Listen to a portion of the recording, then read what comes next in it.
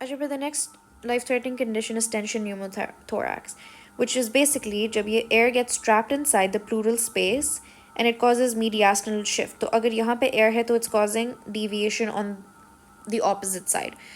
तो हीमोडाइनामिक stability instability हो जाती है. तो हीमोडाइनामिक इंस्टेबिलिटी होना चाहिए इसको.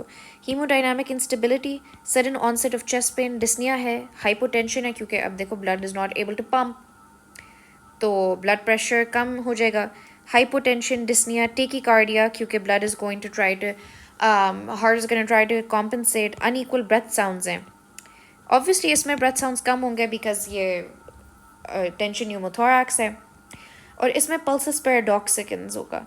अच्छा, जो हमने टैम्पनार्ड में पढ़ा था that was also pulsus paradoxus. ठीक है, इसमें भी so the other thing that we have pulsus paradoxus is कि इज टेंशन न्यूमोथोरैक्स. तो when we see pulsus paradoxus we either think tension pneumothorax or we think about cardiac tamponade. ठीक है, the drop in systolic BP is more than 10 mmHg during inspiration. It should ideally be less. इसमें भी हमें tachycardia मिलेगा, collapse lung और मीडियास्टनल shift मिलेगा. Chest x ray पे collapse lung है और मीडियास्टनल शिफ्ट है.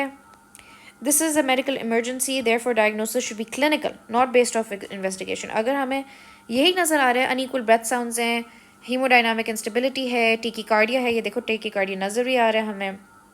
ठीक है, सो टेकीकार्डिया बेसिकली इस तरह के एक हार्ट रेट इंक्रीज हो रहा है. सही है.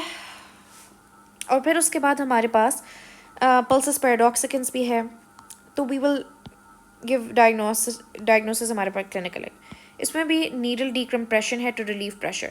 तो उसमें जो cardiac tamponade, and can you see कि क्यों सिमिलर है, क्योंकि इसमें एयर प्रेशर है और उसमें फ्लूइड की वजह से प्रेशर है.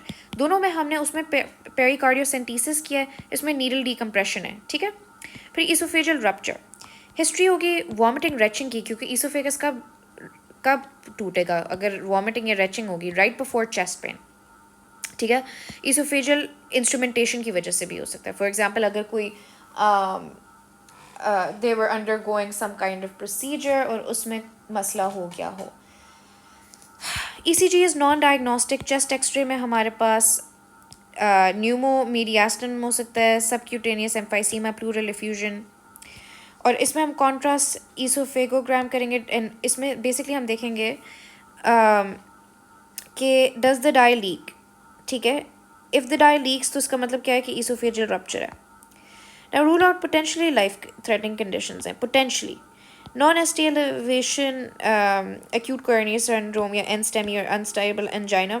ठीक है, और ये हमारे पास क्या होता है इसमें, ST depression, myocardial infection, T wave inversion, pathological Q waves, ये हम आगे पढ़ेंगे. ये is a whole separate topic. Cardiac troponin करेंगे अगर elevated है, एनस्टेमी या नॉर्मल है तो अनस्टेबल एंजाइना है. हिस्ट्री ऑफ रिस्क फैक्टर्स क्या हैं, cholesterol, diabetes, smoking, chest pain. After ruling out all other then consider alternative diagnosis, जिसमें pericarditis, pneumonia, emphysema, malignancy. Summary क्या है कि चेस्ट पेन के साथ पेशेंट आया, हमने ABCD स्टेबलाइज किया है. ECG पे अगर स्टेमी आ गया है तो वेल एंड गुड, स्टेमी के लिए हमने ट्रीट किया. नो स्टेमी में history, physical examination, life threatening conditions rule out करेंगे, जिसमें pulmonary embolism, tension pneumothorax, oesophageal rupture, cardiac tamponade and aortic dissection. Rule out potentially life threatening है, जिसमें NSTE, ACS and consider alternative diagnosis अगर तब भी नहीं diagnosis match हो रहा हो.